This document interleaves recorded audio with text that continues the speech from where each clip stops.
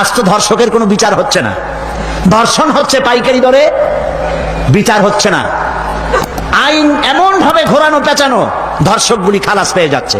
আবার নতুন কিছু ধর্ষক তৈরি হয়েছে, ধর্ষণ করে মেয়েটাকে হত্যা করে।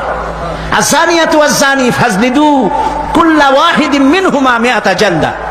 আল্লাহ তাআলা বলেছেন জেনাকারের শাস্তি হচ্ছে 100 দৌড়া মারা এবং প্রাণদণ্ড দেওয়া। জেনাকারের শাস্তি প্রাণদণ্ড দাও।